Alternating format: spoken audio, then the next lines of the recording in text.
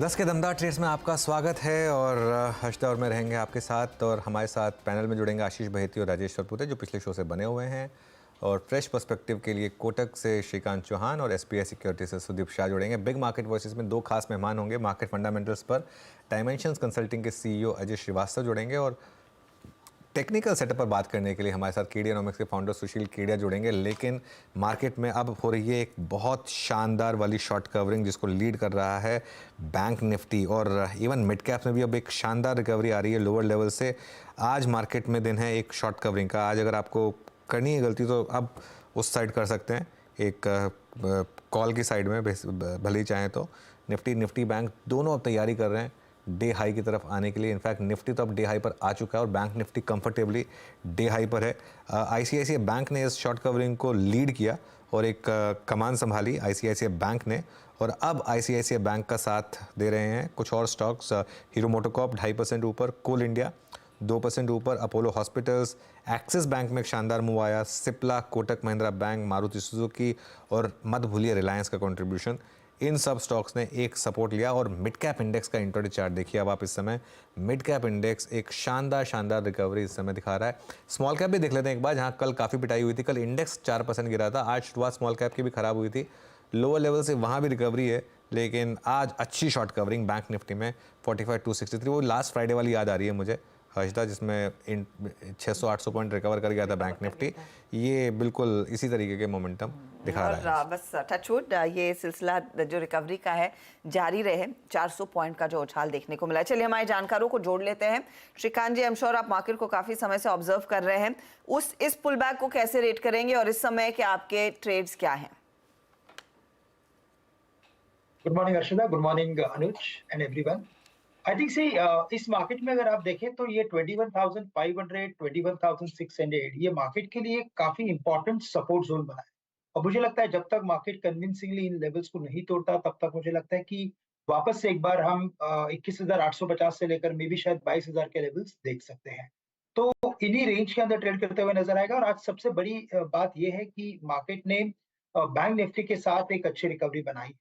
तो मुझे यही लग रहा है कि बैंक स्टॉक्स के ऊपर फोकस करना चाहिए। और सबसे पहले मुझे लगता है जो लीस्ट करेक्टेड स्टॉक है that is state bank of India, जो अभी 715 के करीब ट्रेड कर रहा है, उसे लॉन्ग करके चले। यहाँ पे एक अच्छी तेजी एक्सपेक्टेड है। ये स्टॉक एक बार से वापस 740 745 के भी लेवल्स दिखा सकता है, बट वेरी शॉर्ट टर्म में हम 730 के लेवल एक्सपेक्ट कर सकते हैं। तो करंट लेवल से स्टेट बैंक ऑफ इंडिया को लॉन्ग करें, स्टॉप लॉस यहाँ पे रखे एट 700, 12 से 13 रुपए का स्टॉप लॉस रखे। और साथ ही साथ मुझे लगता है कि अदर मार्केट में जैसे मोमेंटम बन रहा है और शायद अगर इस मार्केट में अगर एक पुल बैक अगर जारी रहना है तो यहाँ पे जैसे भी अनुज ने कहा, मुझे लगता है कि रिलायंस इंडस्ट्रीज का भी सपोर्ट आना जरूरी है, तभी जाके मार्केट में सस्टेनेबल तेजी हम देख सकते हैं। रिलायंस इनफैक्ट कल एक दो दिनों से देखे तो उसमें जो गिरावट है वो काफी लिमिटेड है। तो करंट लेवल से लॉन्ग करें, स्टॉप लॉस यहाँ पे रखे 2890 रुपए का और टारगेट्स नजर आते हैं यहाँ पे 2960 से लेकर 70 रुपए। ओके, बिल्कुल रिलायंस पर ध्यान रखें। स्टैंडर्ड डिस्क्लेमर आपकी स्क्रीन पर, हालांकि ये श्रीकांत की कॉल है लेकिन फिर भी क्योंकि ये चैनल जो आप देख रहे हैं इसका ओनरशिप रिलायंस के पास है, इसके लिए अगर आप चाहें तो एक अपना इंडिपेंडेंट व्यू भी ले सकते हैं। Sudeep, good morning. सुदीप, आपकी ट्रेड्स। सुदीप शायद आप म्यूट पर हैं। हाँ जी, गो अहेड। मेरा पहला रिकमेंडेशन है जीएमआर एयरपोर्ट्स इंफ्रास्ट्रक्चर पे। हमने देखा है कि ये लास्ट 10-15 दिन से एक अच्छी अप ट्रेंड में था और लास्ट 3 दिन में इनफैक्ट जब मार्केट में हमने ऊपर से काफी मिड कैप्स में करेक्शन देखे, एफएनओ स्टॉक्स में भी अच्छा खासा करेक्शन काफी स्टॉक्स में देखा गया था, वहां पे ये स्टॉक में हमने आउट परफॉर्मेंस देखा। और स्ट्रक्चर की बात करें तो डेली, वीकली, मंथली सभी स्ट्रक्चर्स अभी तक इंटैक्ट है और डेली चार्ट्स पे 10 और 20 दिन के एक्सपोनेंशियल मूविंग एवरेजेस के ऊपर अभी तक ये सस्टेन कर रहा है। तो मुझे लग रहा है यहाँ पे 86 के स्टॉप लॉस से जीएमआर इंफ्रा में 91 का टारगेट आ सकता है। दूसरा स्टॉक है मारुति। अब ऑटो स्पेस में पिछले काफी दिनों से हमने एक अच्छा मूव देखा था और मारुति की स्पेसिफिकली बात करें तो स्टॉक 10,600, 10,550 के ऊपर काफी स्टेबल हो चुका है। और पिछले 3 दिन में भी जब मार्केट में थोड़ा पैनिक सेलिंग था तभी भी स्टॉक 10,630 का जो सपोर्ट जोन है 10 डे एक्सपोनेंशियल मूविंग एवरेज का, उसको होल्ड कर रहा है। तो मुझे लग रहा है जब तक 10,640 का लेवल स्टॉक में बना रहेगा, तब तक ऊपर के साइड के टारगेट्स 10,950 और 11,000 के भी आ सकते हैं।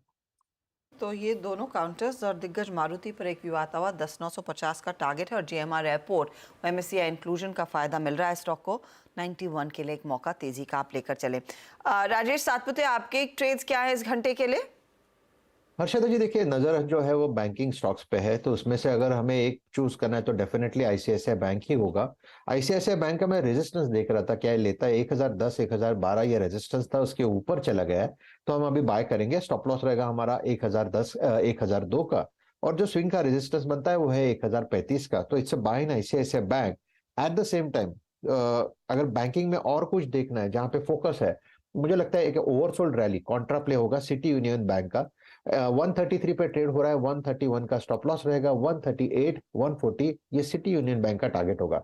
तो शॉर्ट कवरिंग जो हो रही है मुझे लगता है आज बैंकिंग में ही हो रही है। आईसीआईसीआई बैंक और सिटी यूनियन बैंक ये हो गए राजेश सतपथी की तरफ से पिक्स इस समय की बैंकिंग में शॉर्ट कवरिंग का। अब चलते हैं आशीष बहेती के पास। आशीष जी, बताइए आपकी ट्रेड्स इस समय की। जी अनुज जी, पहला स्टॉक रहेगा पीएनबी में खरीदारी की सलाह रहेगी। स्टॉक बैन में है, इसीलिए कैश के लेवल्स बता रहा हूँ, कैश में ही खरीदारी की सलाह है। इंट्राडे में गिरावट देखने मिली थी और एक अच्छा बाउंस बैक वापस स्टॉक में देखने मिला है। तो आज का डे लो जो है वहीं पे स्टॉप लॉस लगाना 116 के करीब का एक एसएल लगाए इसमें कैश में, और 126 के टारगेट के लिए इसमें खरीदारी की जा सकती है। दूसरा जो स्टॉक है वो शॉर्ट साइड में एमसीएक्स, इसमें गिरावट देखने मिली। स्टॉक इनफैक्ट एक रैली दिखाया था आज दिन में फर्स्ट हाफ में, और मतलब जो फर्स्ट आवर में, और उसमें अब गिरावट देखने मिल रही है। और गिरावट ये शायद हमें लग रहा है कि बढ़ते हुए देखने मिल सकती है। स्टॉक अपना 20 डेमा ब्रीच कर रहा है, और इसमें अगर ये ब्रीच होता है तो इसमें गिरावट और यहाँ से बढ़ सकती है। तो 3270 के टारगेट के लिए इसमें बिकवाली की सलाह है। जो स्टॉप लॉस मेंटेन करना है वो 3600 का एक एसएल मेंटेन करें। तो ये फिलहाल MCX, मैं MCX पर आपकी राय लेने भी वाली थी और आपने कह दिया है कि यहाँ पर शॉर्ट साइड का ट्रेड बनता है। टेक्निकल दिक्कतें एक तरफ, स्टॉक वैसे भी कमजोर रहा है पिछले, इनफैक्ट एक थोड़ा सा लॉन्गर टर्म चार्ट देखेंगे तो यहाँ पर प्रेशर बनता हुआ दिखाई दिया। इस पूरे हफ्ते कल और आज में 10% करेक्ट हो चुका है MCX, और यहाँ पर शायद वो प्रेशर परसिस्ट करेगा क्योंकि क्लियरली बड़े पैमाने पर यहाँ पर टेक्निकल ग्लिच हुआ है और उसके चलते वो ट्रेड अभी तक शुरू नहीं हो पाया है। 1.5% नीचे वो स्टॉक ट्रेड करता हुआ। लेकिन पीएनबी पर एक बाय कॉल आप देखिए, स्टेट बैंक ऑफ इंडिया पर एक buy call, of course city union जैसा स्टॉक भी सामने आया, आईसीआईसीआई जैसा स्टॉक भी सामने आया। लेकिन अनुज, एक चीज है, निजी बैंक एक तरफ, सरकारी बैंकों में अभी भी कन्विक्शन लोगों की तरफ से आ रहा है, चाहे वो फंडामेंटल एनालिस्ट हो या फिर टेक्निकल। देखिए, इसमें एक चीज़ है ना हर्षदा, कि इसमें वैल्यूएशन कंफर्ट है पीएसयू बैंकों में। और मैं एक चीज़ बताऊं, ये जो कल वाला रेड बार बना है ना, आप एक काम करिए, आप पीएसयू बैंक निफ्टी का एक कैंडलस्टिक चार्ट बनाइए पिछले 1 साल का, और उसमें आप देखिए कब कब ये इस तरीके के रेड बार बने हैं। ये तीसरी बार ऐसा रेड बार बना है। पहली बार ये रेड बार बना था 20 दिसंबर 2023 में। उसके बाद इसको लगे थे 1 2 3 4 5 6 7 8 दिन लगे थे इसके बाद उसको उस शेडो को क्लियर करने में। और उसके बाद फिर एक दोबारा उसने टेस्ट किया लो को, और फिर एक वन वे रैली। उसके बाद 23 जनवरी 2024 में ठीक ऐसा रेड बार बना था। उसके बाद इसने उस रेड बार को क्रॉस किया 1 2 3 4 दिनों में, और उसके बाद फिर वन वे तेजी। कल एक ऐसा ही रेड बार बनाया, और कल वाला रेड बार काफ़ी बड़ा है, जो ध्यान रखिए 7000 समथिंग से इस इंडेक्स को लेकर आया था, करीब 6600 समथिंग पर। ये आज नहीं रिकवर होगा, इसको लगेंगे टाइम। मेरे को लग रहा है और वापस 5-6 दिन लगेंगे, लेकिन अगर पैटर्न रिपीट होगा तो वापस ये फिर से हाई बनाएगा। इसमें इशू यही है, कंफर्ट है, एटलीस्ट वैल्यूएशन कंफर्ट है बाकी पीएसयूज के मुकाबले, रेलवे डिफेंस के मुकाबले। एटलीस्ट बैंकों में मुझे लगता है कि अभी भी थोड़ा सा रिलेटिव वैल्यूएशन कंफर्ट है। ओके, तो थोड़ा सा वैल्यूएशन कंफर्ट अभी भी जारी है, इसीलिए यहाँ पर हम देख रहे हैं धीरे धीरे करके हर मौके पर लोग पोजीशंस ले रहे हैं। चलिए अब मार्केट, बिग मार्केट वॉइस पर एक और पर्सपेक्टिव आपके लिए लेकर आएंगे। हमारे साथ अजय श्रीवास्तव जुड़ गए हैं और उनसे भी इसी टॉपिक पर फिर चर्चा की शुरुआत कर लेते हैं। Ajay, good morning. हम फोकस में बैंकों को रख रहे थे, एंड स्पेशली जो पीएसयू बैंकों में हमने जलवा देखा है। वैल्यूएशन वाइज क्या आपको कुछ और आइडियाज नजर आ रहे हैं PSU side, specially PSU banks में, जहां पर अब भी मौके हैं पोजीशंस लेने के? देखिए, ये एक जो पीएसयू पूरी थीम है उसको लेते हुए देखते हुए ये पूरा जो निवेश हो रहा है उसमें एक सबसे बड़ा एडवांटेज ये है कि इसमें अभी भी इंस्टीट्यूशनल इन्वेस्टर नहीं है। आप देखेंगे एफआई की प्रेजेंस अभी भी बहुत कम है और ना के बराबर है, शायद एसबीआई को छोड़ के बाकी में बहुत ही कम होगी। और इंस्टीट्यूशनल प्रेजेंस भी म्यूचुअल फंड वगैरह की बारिंग जो उनके जो फंड्स हैं, जो बैंकिंग फंड है, उसके अलावा है नहीं। निफ्टी में भी उनकी वेटेज कोई खास है नहीं। तो इसको वैल्यूएशन अपार्ट आप डिमांड एंड सप्लाई में देखेंगे जो सबसे बड़ी इंस्टीट्यूशन है एफआईज, डीआईज वगैरह, उनके पास भी इतनी होल्डिंग नहीं है आज जितनी वो चाहते हैं ओवर 3 to 5 ईयर पीरियड। उसको वनस्पत देखते हुए और जो आपने देखा कि उनका पी अभी भी खैर रिलेटिव टू बढ़ गया है काफी पिछले साल से, बट अभी भी थोड़ा सा कंफर्ट है। तो हमारी कंफर्ट उनकी पीएसयू की पी पे इतनी नहीं है जितनी की कंफर्ट है कि जो होल्डिंग है अभी भी मेजर होल्डिंग आनी बाकी है इसके अंदर में। और उसके लिए जो अगर पीएसयू के डाइवेस्टमेंट वगैरह होते हैं नए इलेक्शन के बाद में, जो थोड़ा शेयर्स आते हैं, तो उसमें एब्जॉर्प्शन हो सकती है। वो देखते हुए मार्केट डिमांड में, उनके लोन डिमांड में मुझे तो कोई लगता नहीं कि फंडामेंटल में कोई चेंज होगा उन कंपनियों के अंदर में। ये जो प्ले है पीएसयू बैंक का, ये सिर्फ पी और होल्डिंग का प्ले है एट दिस पॉइंट। अब उसमें बिजनेस इजाफा बहुत मुश्किल है क्योंकि आप देखा कंपटीशन कितना बढ़ चुका है, लोन उतने हो नहीं रहे हैं और उसके पावर के सारे लोन चले गए पीएफसी आरईसी के ऊपर में। तो बैंक जो नेशनलाइज बैंक थी उनका जो लोन पोर्टफोलियो, उसमें शायद हम नहीं देखेंगे इतनी ग्रोथ, पर नस्बत देखेंगे पी एक्सपेंशन और इंस्टीट्यूशनल होल्डिंग की। अजय, गुड मॉर्निंग और बहुत बहुत शुक्रिया आज हमारे साथ जुड़ने के लिए। गुड मॉर्निंग अनुज। ये मार्केट ने आज हिंडाल्को को इतना पनिश कर दिया, कैसे देख रहे हैं इसको आप? 15% स्टॉक गिर गया एक दिन में। देखिए ये मार्केट की जो विडंबना है कि क्यों स्टॉक गिरते हैं। जैसे आपने देखा कल भारत फोर्ज में देखा आपने जो करेक्शन हुआ है, हिंडाल्को मुझे पर्टिकुलर पता नहीं कि क्यों इसका करेक्शन इतना हुआ, मैं रिजल्ट शायद देखा नहीं होगा ध्यान से। बट इसमें देखिए हमेशा से आप ये क्या बात रखिए अनुज जी की ये जो स्टॉक्स हैं जहां पे मोमेंटम बाइंग हुई और उसमें रिटर्न नहीं आए लोगों के, उसमें से एग्जिट होगा लोगों का काफी हद तक होगा। बिकॉज ये जो मार्केट है आज, ये है मोमेंटम बाइंग की। आपको मोमेंटम राइड करना है, ना कि सिर्फ लॉन्ग टर्म फंडामेंटल्स देखने हैं कि यार कभी 3 साल बाद, 4 साल बाद, 5 साल बाद ये शेयर बढ़ेगा।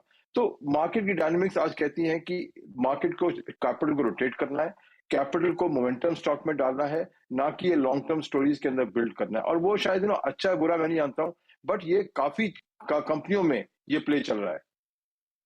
बिल्कुल। एक चीज़ है अजय कि मार्केट में कुछ पॉकेट्स हैं जहां पर काफ़ी स्ट्रेंथ है, जैसे कि आईटी और फार्मा। क्या यहाँ पर अभी भी हाइडिंग स्पेस है और क्या यहाँ अभी भी वैल्यूएशन कंफर्ट है, स्पेशली आईटी में? देखिए आईटी का प्ले तो सिर्फ जो प्ले है कि नैस्डैक अपने हिस्टोरिक हाइस पे है और एक्सपेक्टेशन है कि साल के मिडिल के बाद में से थोड़ा सा डेवलपमेंट शुरू होगी इंटरेस्ट रेट कटने की यूएस में, तो शायद डिमांड आएगी।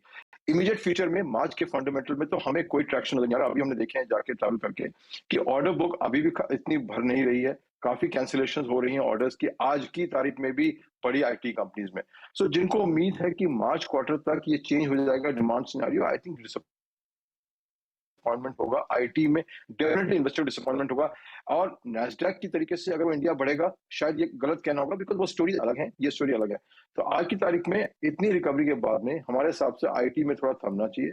फार्मा की स्टोरी अलग है अनुज जी। फार्मा की स्टोरी है हर 5 साल बाद में ये सितारा चमकता है 2 साल के लिए, उसके बाद में फिर 5 साल तक आपको सुना देता है। तो ये स्टोरी देखते हुए आई थिंक जो रिटर्न आ चुकी है फार्मा में, उसके बाद अब फार्मा के अंदर में जाने का मेरे हिसाब से कोई नहीं बनता, क्योंकि रिटर्न जो है वो आप देखेंगे मार्केट, ग्लोबल मार्केट सीडीएमओ की कितनी खराब हो चुकी है, लेकिन शेयर प्राइस करेक्ट नहीं हुई है कंपनीज की। आज भी पीईज फार्मा के 35 से ऊपर, 40 से ऊपर चल रहे हैं पीईज। तो कह सकते हैं कि इंडिया का पी हाई है, बट हमारे हिसाब से ये दोनों सेक्टर जो सेफ्टी की बात करते हैं उसके अंदर में अब निवेश करके फायदा नहीं है। और खासकर जब इस बाजार के अंदर में अनुज जी हमारा थ्रेशोल्ड रिटर्न का होना चाहिए 15 से 20% से ऊपर, बिकॉज इतना तो इंटरेस्ट ही मिल जाएगा आपको एनसीडी वगैरह के अंदर में 10 से 12%, और इंक्लूडिंग रीट्स के अंदर में आपको 12 से 13% मिल रहा है आपको रिटर्न।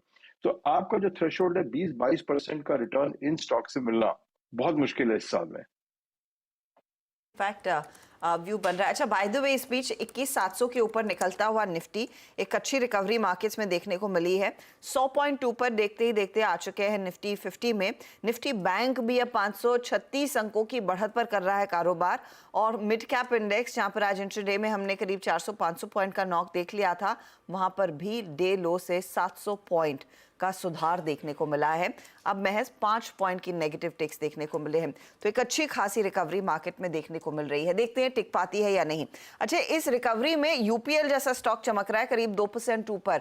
और अजय, केमिकल साइड पर हम सबने देखा है, बारिंग 2-3 कंपनियां, सभी कंपनियों की कमेंट्री खराब रही और लार्जली सब कह रहे हैं कि अगर पिकअप आएगा ये सेकंड क्वार्टर FY25 में ही आता दिखाई देगा। लेकिन क्या प्राइस में वर्स्ट फैक्टर इन हो चुका है या फिर कुछ और करेक्शन देखने को मिल सकता है इन सभी स्टॉक्स में? देखिए, प्राइस में अभी भी करेक्शन नहीं हुआ है हमारे हिसाब से, बिकॉज प्राइस का ये मार्केट तो बिल्कुल ही, जैसे यूपीएल का रिजल्ट देखिए, वो तो लॉस में चली गई कंपनी। कहाँ पे कई 100 करोड़ प्रॉफिट में आती थी, तो लॉस में चली गई कंपनी, और उसके बाद भी अभी भी इन्वेंट्री और सेम इश्यूज उसके हैं। तो दिस इज, यही मार्केट की विडंबना यही है कि आप अगर बॉटम फिशिंग करेंगे इन स्टॉक के अंदर में, तो मेरे हिसाब से निवेशक को कोई फायदा नहीं है, बिकॉज ये जो केमिकल इंडस्ट्री का जो बॉटम है, जो एग्रो केमिकल का जो बॉटम है, ग्लोबल बॉटम है जिसे कह सकते हैं, उसको अभी बहुत प्रीमेच्योर कॉल करना। अभी इसमें 3 से 6 महीने कम से कम लगेंगे इन्वेंट्री क्लियर रहते हुए। डिमांड सप्लाई में कोई वो नहीं आ रही है, और अभी भी यूएस मार्केट के अंदर में आप देखेंगे जो सीडीएमओ, जो इनकी मेजर डिमांड यूएस से आती है केमिकल्स की वगैरह वगैरह, वो इतनी डिमांड नहीं है। ये जो ओवरप्ले हुआ है चाइना प्लस वन स्टोरी का, सबने कहते China plus one, China plus one. अरे भैया, चाइना प्लस वन नहीं हुआ। रियलिटी है, रियलिटी ये है कि चाइना की सप्लाई चल रही है। रियलिटी ये है कि यूरोप बड़ा बन चुका है। रियलिटी ये है कि यूएस ने अपनी सप्लाई शुरू कर दी है, और उस कारण जो इंडियन आउटसोर्सिंग इंडस्ट्री है वो आज की तारीख में परेशान है कि उसके पास ऑर्डर बुक नहीं है, और ना ही 6 से 8 महीने आएगी। यूपीएल एक अलग किस्म की कंपनी है, क्योंकि वो अपने प्रोडक्ट भी बेचती है, और ज्यादातर अपने प्रोडक्ट ही बेचती है, तो उसकी स्टोरी अलग है, कॉम्प्लेक्स स्टोरी है, एक्विजिशन है, डेट की तरह है। आप देखिए उसकी बुक्स में शायद अनुज जी बताते हैं, मेरे हिसाब से 30-40 हजार करोड़ का डेट होगा शायद उसकी बुक्स में आज की तारीख में। तो ऐसे लेवरेज प्ले, जबकि इंटरेस्ट रेट पीक के ऊपर है और आपकी इंडस्ट्री लोएस्ट है, उसमें अपना हाथ डालने से क्या फायदा? इतनी सारी अच्छी इंडस्ट्रीज हैं, अच्छे प्लेस चल रहे हैं। मेरे हिसाब से वैल्यू पिकअप करना केमिकल इंडस्ट्रीज में प्रीमेच्योर है इस समय। अभी भी इंडियन मार्केट के शेयर बहुत एक्सपेंसिव है कंपेयर टू ग्लोबल मार्केट, और ये वैल्यूएशन, ये खासकर 2-3 साल की वैल्यूएशन आई है केमिकल इंडस्ट्री में, कभी इतनी वैल्यूएशन होती नहीं थी। और मेरे हिसाब से अगर आप इससे दूर रहें अभी भी, तो बहुत बढ़िया रहेगा, बिकॉज रिकवरी हो सकती है, किसी को मालूम नहीं है, बट उसके अंदर आपको हाथ डालना अभी मार्च क्वार्टर के अंदर में, आई थिंक कोई फायदा नहीं है इसके अंदर में। अभी करेक्शन बहुत बाकी है इस इंडस्ट्री में, पी में करेक्शन बाकी है, कोई ग्रोथ नहीं। आप देखेंगे एसआरएफ जैसे रिजल्ट फ्लैट आते हैं, लेकिन उसमें शेयर प्राइस में कोई चेंज नहीं होता है। बहुत ऑप्टिमिज्म है इस इंडस्ट्री में, मार्केट में और इन्वेस्टर्स में। अच्छा, एक आखिरी सवाल, ये जितने भी ट्रैवल से रिलेटेड स्टॉक्स हैं, चाहे इंडिगो हो, चाहे जीएमआर एयरपोर्ट्स हो, इंडियन होटल्स हो, इनमें शानदार मोमेंटम है और मल्टी ईयर हाइस पर ये स्टॉक्स ट्रेड कर रहे हैं, और इंडियन होटल्स और इंडिगो तो खैर ऑल टाइम हाइस पर भी। ये स्पेस अभी भी जलवा दिखाएगी? देखिए, हमारी होल्डिंग है तो इसलिए इंटरेस्टेड पार्टी है, हम तो कहेंगे बिल्कुल दिखाएगी, क्योंकि ये एक बड़ा शिफ्ट हो गया अनुज जी कंजम्पशन पैटर्न में। जो पहले हम लोग गिफ्ट में आप देखेंगे, याद करेंगे, कपड़े खरीदते थे, और फिर इलेक्ट्रॉनिक का एक वेव आया कि इलेक्ट्रॉनिक खरीदते, अब वेव आया एक्सपीरियंसेस का उसके अंदर में। उसको वनस्पत देखते हुए ये जो इंडस्ट्रीज हैं, और ये काफी मोनोपोली इंडस्ट्रीज हो चुकी हैं, इनके अंदर में कंपटीशन बहुत कम है। तो होटल्स को ले लीजिए, जहां पे एक्सपेंशन चल रही है लगातार। एयरलाइन में ले लीजिए, एक्सपेंशन स्पीड, हैरान था मैं कि जिस स्पीड पे एक्सपेंशन हो रही है, कि एक इंडियन एयर कंपनी ने सडनली 1 साल के अंदर में 42 फॉरेन डेस्टिनेशन खोल दिए एयरलाइन ने। आसान नहीं है 42 डेस्टिनेशन खोलना अनुज जी, लॉजिस्टिक्स करना, सारा फ्लाइट करना, पूरा आसान नहीं है। आई थिंक अभी तो मेरे हिसाब से अनुज जी बुरा शुरुआत है ये तो, जो अभी अगले 5 से 10 साल के अंदर में हम इस 2 इंडस्ट्रीज को देखेंगे, वो एकदम अलग ही ट्रेजेक्टरी की ग्रोथ होगी और कंसोलिडेशन होगी। जितने भी छोटे होटल्स हैं, छोटी एयरलाइंस हैं, इंडिया में खैर बची नहीं छोटी एयरलाइंस, वो सब इसमें कंसोलिडेट होंगी, और एक दिन ये ग्लोबल प्लेयर बनेंगे हमारे ये 2 इंडस्ट्री के प्लेयर्स। खासकर इन पे दोनों के अंदर में सेक्टर्स में प्लेयर वो हैं जिनमें फाइनेंशियल स्ट्रेंथ है। आप ग्लोबली इंडस्ट्री को देख लीजिए, आज की तारीख में हमारी एयरलाइन इंडस्ट्री के अंदर में बेस्ट फाइनेंशियल स्ट्रेंथ की 2 कंपनियां खड़ी हुई हैं। होटल में देख लीजिए, टाटा के बराबर में कौन आप खड़ा कर सकता है आपकी तारीख में फाइनेंशियल स्ट्रेंथ में। तो इस सेक्टर्स को मत छोड़िए, करेक्शन आपका दोस्त है, उसको यूज करिए और इसमें लगे रहिए। हाँ ठीक है, 3 गुना नहीं होगा शेयर साल के एंड में आपका, बट 20 से 25% रिटर्न अगले 5 साल में पर एनम ये स्टॉक्स आपको देने की उम्मीद कर सकते हैं इस इंडस्ट्री के। राइट अजय, बहुत बहुत शुक्रिया हमारे साथ जुड़ने के लिए। Have a good day, thank you so much. Thank you. हाँ जी, चलिए अब आगे बढ़ते हैं और अब हमारे साथ केडियानॉमिक्स के फाउंडर सुशील केडिया जुड़ गए हैं, जो जाने जाते हैं अपने बिग एंड बोल्ड कॉल्स के लिए। सुशील, गुड मॉर्निंग। मैं इंडेक्स पर आऊँ इससे पहले आई थिंक 2 हफ्ते पहले आपने हिंडाल्को पर एक शॉर्ट व्यू लिया था। उस समय आपने 350 का प्राइस टारगेट लिया था, मुझे उस समय काफ़ी हैरानी हुई थी। आज हम 500 के करीब हैं। क्या ये वो आपका टारगेट इंटैक्ट है? क्या यहाँ पर अभी भी शॉर्ट्स रखे जाएं? अनुज 450 कहा था, शायद मैंने स्लिप ऑफ द टंग होके 350 भी हो गया तो बड़ी बात नहीं है, मुंह से बातें निकल जाती है। पर अब ये जो मैसिव क्रैकडाउन हो गया ना एक ही दिन में 13% गिरने का, और ये एक ही दिन में 13%, कल भारत फोर्ज भी गिरा था, स्मॉल कैप इंडेक्स, उस पर भी हम आएंगे। एक ही दिन में एक साथ बहुत बड़ी चाल जब आती है तो जो भी स्टॉप लॉस बेस्ड लोग होते हैं जिन्होंने मार्जिन पोजीशन ली हुई है वो खुद काट देंगे, नहीं तो उनका ब्रोकर काट देगा।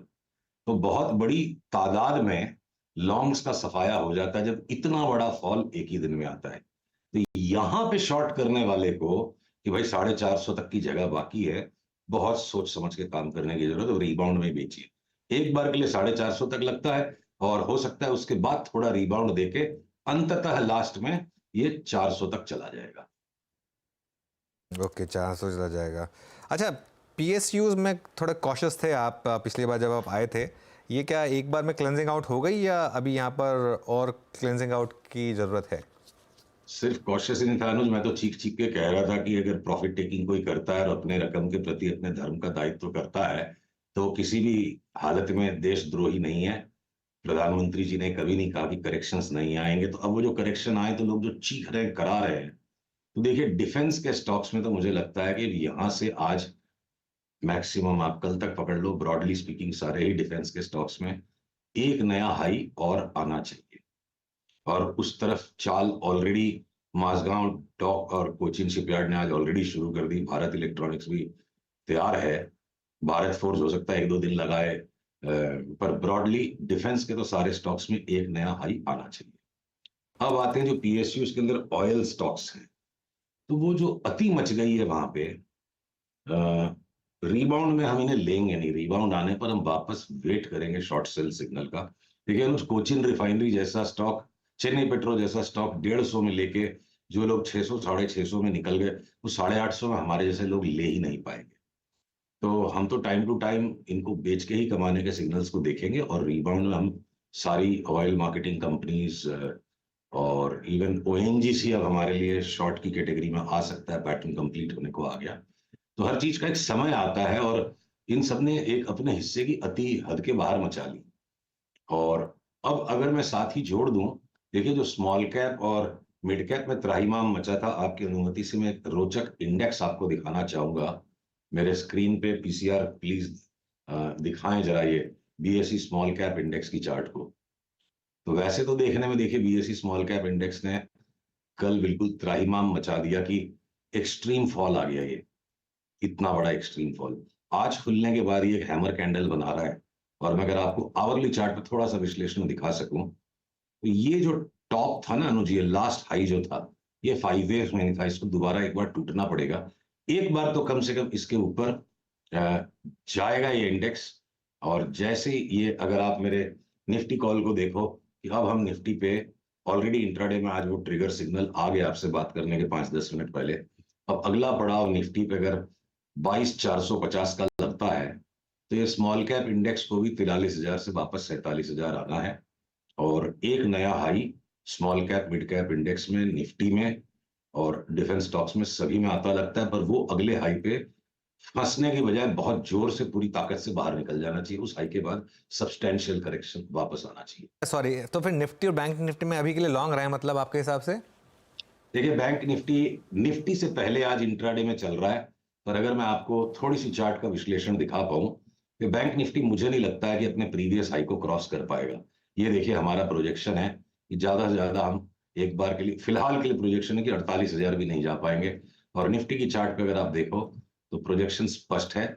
निफ्टी ने ये बी वेव का ट्रायंगल बनाया है। यहाँ पे आप ये देखिए, ये बी वेव ट्रायंगुलर पैटर्न है और ये मेरी एनालिसिस प्री मार्क्ड है, वो आ गई। तो 23,500 बहुत बाद की बात है।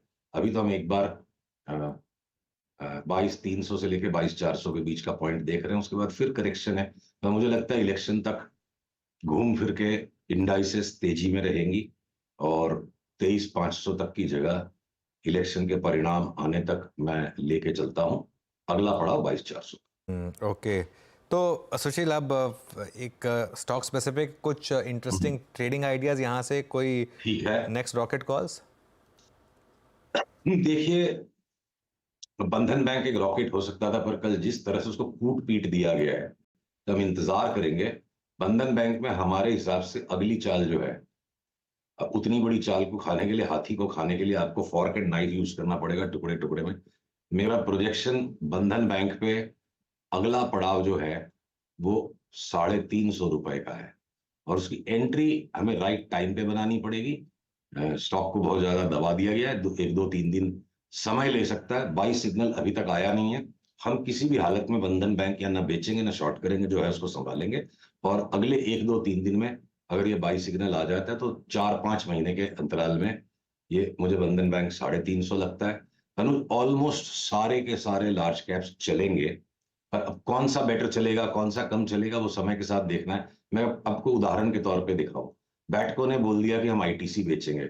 मैं देख नहीं पा रहा हूँ स्क्रीन, मैं अपने स्क्रीन को देख रहा हूँ, पर पीसीआर मुझे उम्मीद है मेरे स्क्रीन को लगातार शेयर कर रहा है।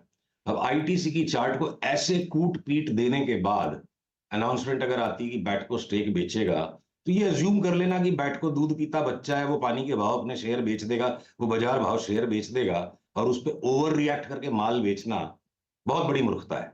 आईटीसी की चार्ट इंतजार में है कि जैसे ये पलटेगी, ब्लू लाइन के ऊपर गई और हमें कोई संकोच नहीं होगा, जैसे हमें हिंडाल्को में कॉल निकालने में संकोच नहीं था, कि अगली चाल आईटीसी की 550 रुपए की है। बैटको दूध पीता बच्चा है जो 400 के भाव में अपने शेयर बेच देगा, 350 में बेच देगा, सर्किट लगा लगा के माल बेच देगा। ये सब सोच गलत है। चार्ट एक्सट्रीम ओवरसोल्ड है और बैड न्यूज पर भी स्टॉक का रिएक्शन कुछ नहीं है। तो अब बाटा का स्टॉक है, जैसे यहां से 50% बढ़ सकता है 6 महीने में। तो टाइम टू टाइम अनुज, अलग अलग स्टॉक्स रॉकेट बन जाएंगे। मैं रॉकेट की अपेक्षा से सौदे नहीं कर रहा, रिस्क मैनेजमेंट बहुत ज्यादा जरूरी है। अब आपको मैं टीवीआर की चार्ट दिखाता हूँ।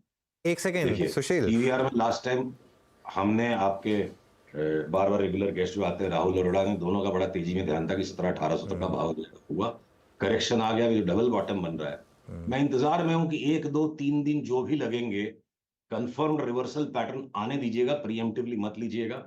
और ये यहां से अगर बाई बना तो अगला मोड़ पीवीआर में हो सकता है 2 महीने में 50% के रिटर्न दे दे। तो अभी भी बाजार में अलग अलग जगह पे बड़े बड़े रॉकेट्स फिर से बनेंगे। Indices bar bar by the dips mode में ही है और सुशील, मैं एक बार नहीं, वो मैं समझ गया। मैं एक बार आईटीसी वाली कॉल पे आपका थोड़ा सा मैं वो कह रहा था, नहीं वो आपकी बात ठीक है कि बैट कोई दूध पीता बच्चा नहीं है, लेकिन इशू ये है कि सेल करना बैट का कॉल है, किस प्राइस पर सेल करना है वो तो मार्केट डिसाइड करेगी ना। अगर स्टॉक गिर रहा है तो गिर रहा है, वो चार्ट दिखा रहा है कि गिर रहा है स्टॉक। अरे भाई, अब तक गिरते गिरते भी ओवरसोल्ड है, मैं यहाँ नहीं बेचूंगा। मैं इंतजार में हूँ कि जैसे 1-2 दिन में रिवर्सल दे, 2-3 दिन के बंद भाव के ऊपर बंद देगा और इस ब्लू लकीर के ऊपर बंद देगा। सिंपल आइडिया है, आई डोंट वांट टू जज, मुझे कोई जजमेंट नहीं करना, मुझे कोई व्यू नहीं लेना, मैं कुछ नहीं करूंगा आईटीसी में।